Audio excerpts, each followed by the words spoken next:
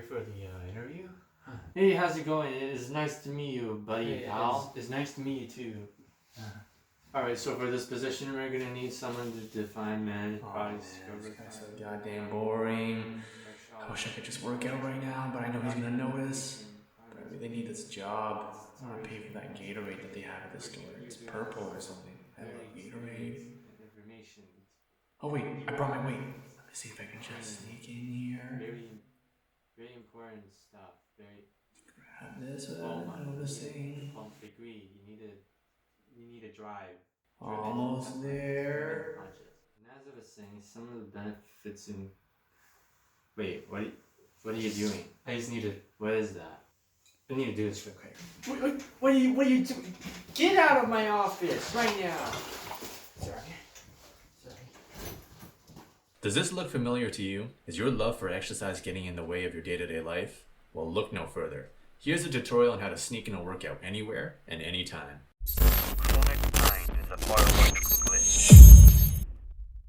What is up, guys? It's Richard from Pain Free Better Me, and today we are going to be talking about how to get away with working out literally anywhere. Now you must be wondering, how can I get away with that? It's way too easy to tell whether someone's working out, right? Well, you'd be wrong. Through the power of isometric exercises, you can work out without moving a single muscle. Well, kind of, not really. You still have to move like a little bit. Isometric exercises are ones that don't require real movement. And what do I mean by that? Well, during an isotonic exercise, which is what you normally see in a workout, you have the positive and the negative phase. During the positive phase, or the concentric phase, you have the muscle shortening. During the eccentric phase, or the negative phase, you have the muscle lengthening. And that's how you get movement while you're working out. Now, when you're doing isometric exercise, they're not going to lengthen and they're not going to shorten either, but they will tense up. Now, you might be doing a bunch of isometric exercises at home and not even know it. One of the most popular isometric exercises is the plank. No, the plank. This plank.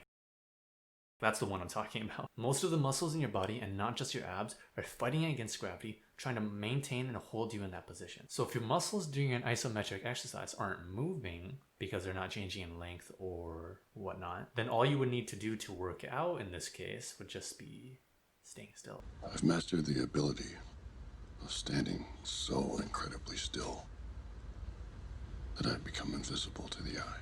And so if you aren't moving during an isometric exercise, then it's going to be hard for someone to catch you working out, if you catch my drift. So if you're caught in a place where you can't work out and you have a desperate need or desire to, do isometrics. Here are those 8 exercises that you can do without anyone hopefully noticing.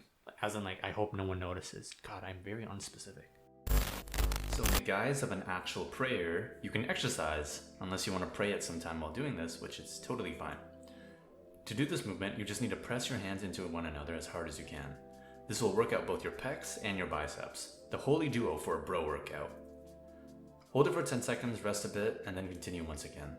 If you'd like, you can change the angle at which you do this. You can make it further, closer, higher, or even lower. This can make the exercise more difficult, or at least change how your body has to react to it.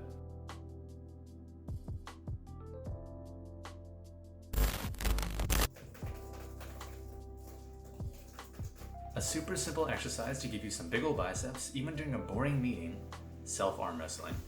You can do this by trying to curl upwards with one arm, while the other one tries to stop it in place.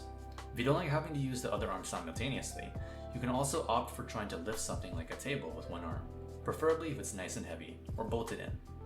Experiment with different angles, especially if you struggle with any during your normal bicep curls, to really get the most out of this exercise.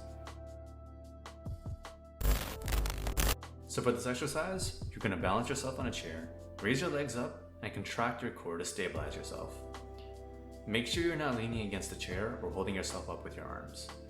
It may not look it, but I'm not actually touching the chair anywhere with my body, other than with my glutes and my thighs.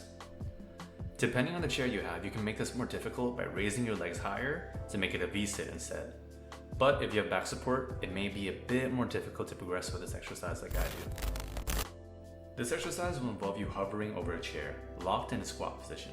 This exercise isn't that pretty, but if you do it right, no one will notice what you're doing and how embarrassing it might be if they found out. Now, if you'd rather use the wall, you can also choose to go at different heights. You can do a quarter squat, which is beneficial for strengthening the ligaments and connective tissue in your knee, since it creates the most stress from them there. Or you can also choose to do a half squat against the wall and hold it there as well. Hanging around the water cooler, waiting in line for your coffee, use that time to work out those buns. While facing away from the wall, bring your leg up and push against it with your knee at about a 90-degree angle. Squeeze that glute and really focus on building that mind-muscle connection with your butt.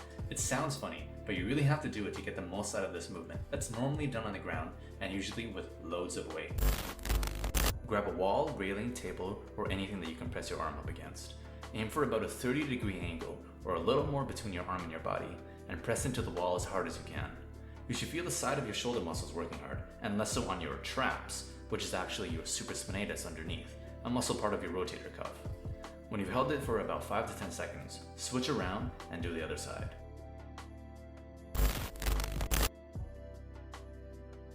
This movement can be done against a chair with back support or against the wall.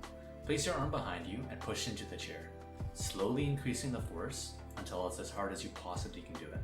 This will put your triceps into a lengthened position, which is a great way to hit the long head of the triceps.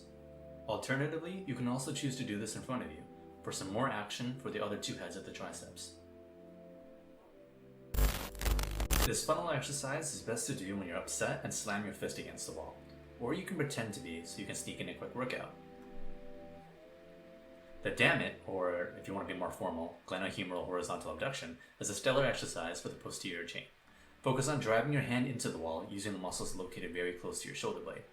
This will include your rear deltoid, latissimus dorsi, and mid-traps.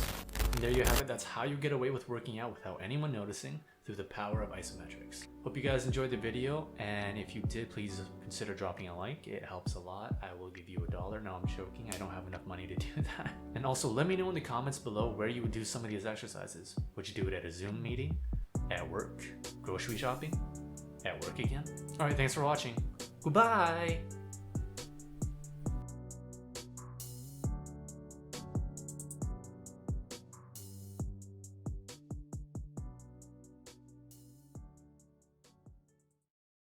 Yes, Star. Hi there, how's it going? Nice to meet you.